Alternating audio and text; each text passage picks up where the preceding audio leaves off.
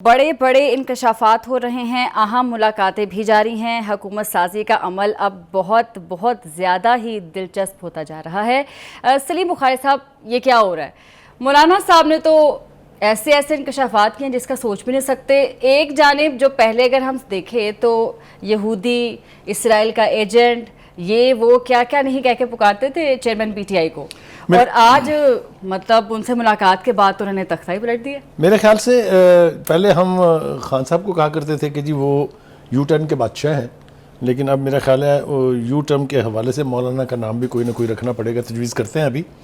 لیکن میں ان کے بارے میں ایک شعر اگر آپ اجازت دیں گے مجھے تو میں پڑھ دوں گا کہ خنجر پہ کوئی چینٹ نہ دامن پہ کوئی داغ، تم قتل کرو ہو کہ کرامات کرو ہو۔ مولانا کل تک آپ پی ڈی ایم کے ساتھ تھے، آپ نے پی ڈی ایم کے اندر حکومت کے مزے لیے، وزارتیں انجوائے کی آپ نے، 4 سال تک آپ نے جو چپ کا روزہ رکھا ہے، اس کا تو نا جواز بتا دیں مجھے۔ یہ آج جو آپ کو یاد آ گیا کہ جناب عدم اعتماد کی تحریک جو ہے خان صاحب کے خلاف پیش ہوئی تھی جنرل باجوہ اور جنرل فیض کے کہنے پر،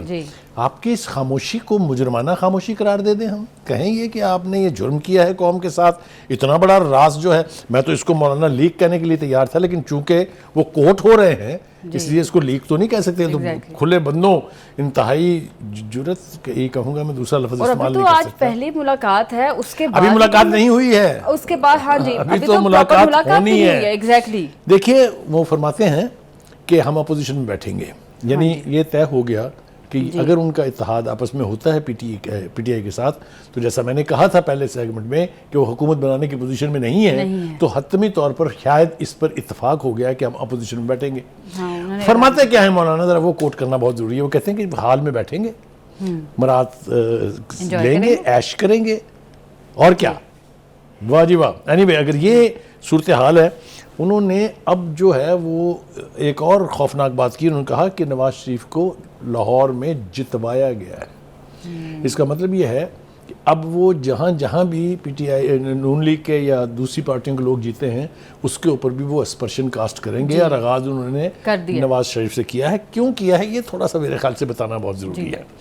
مولانا میں ایک عادت یہ ہے کہ وہ بہت حد تک ساتھ چلتے ہیں، لیکن اگر ان کی بات نہ مانی جائے تو پھر وہ اتنے زہریلے ہو جاتے ہیں، جس کا مظاہرہ آپ دیکھ رہی ہیں۔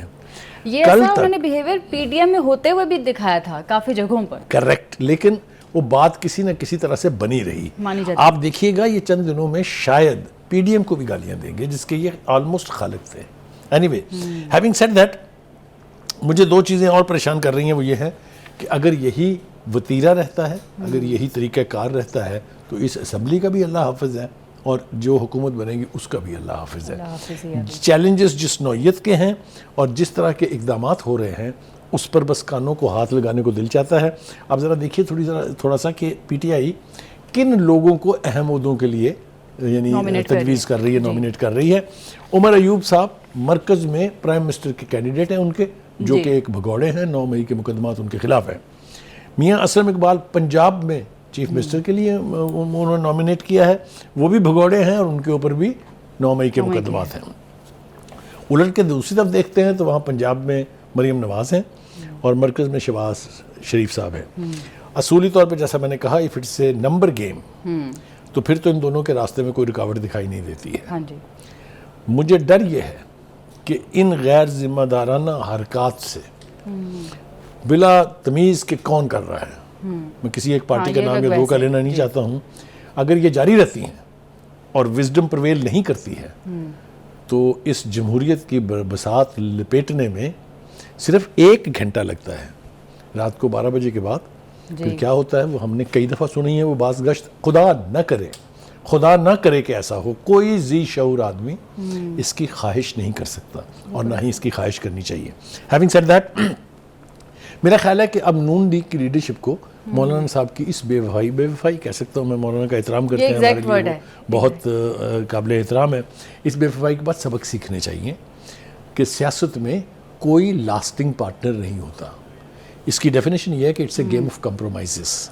It's a game of give and take, لہٰذا اس میں کوئی رکابت جو ہے، رکابت اس طرح سے رکابت ساتھ چلنا، یہ دیر پا نہیں ہوتا، یہ وقت کے ساتھ ساتھ صورتحال۔ لیکن سلیم صاحب، پی ٹی آئی کے پاس آخر آج ایسا کیا کوئی میگنیٹ آ گیا ہے کہ ان کی گیم ہی چینج ہو رہی ہے, اتحاد کرنے کے لیے لوگ تیار دیکھیے ہیں, میں آپ کو عرض کروں, پہلی بات تو یہ ہے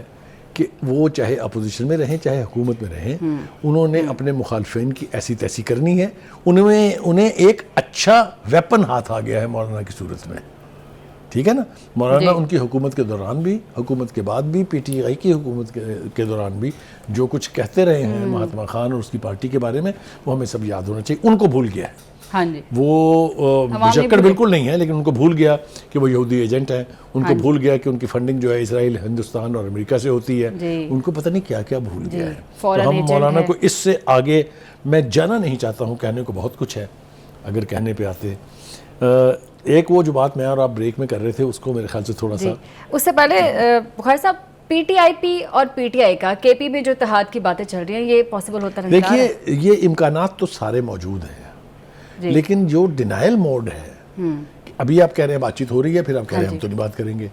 اس سے آپ کوئی بات حتمی طور پہ نہیں کہہ سکتے ان کے بارے میں. اچھا, کیونکہ یہ اب پہلے تو ایک یو ٹرن سے ہماری جان نہیں چھوٹی تھی, اب 2 ہو گئے ہیں, اور مجھے لگتا ہے کہ یہ 3-4 ہونے والے ہیں. کیونکہ آپ دیکھیں پیپلز پارٹی کہہ رہی ہے ہم مذاکرات کریں گے, کھلے ہیں, ہم نے کمیٹی بنا دی ہے, پھر وہ کہتے ہیں کہ ہمارا تو کوئی رابطہ نہیں ہے ان سے. یہی حال پی ٹی آئی کا ہے, وہ بھی یہ کہہ رہے ہیں کہ جی ہم کریں گے ان سے رابطہ. تو مطلب کہنا کہ یہ گیم جو کنفیوژن کی گیم ہے, یہ آپ یاد رکھیے کہ سیاست میں اور خاص طور سے حکومت سازی کے مرحلوں میں اس طرح کی 2 نمبری سے کبھی فائدہ نہیں ہوا, ہمیشہ نقصان ہوتا ہے.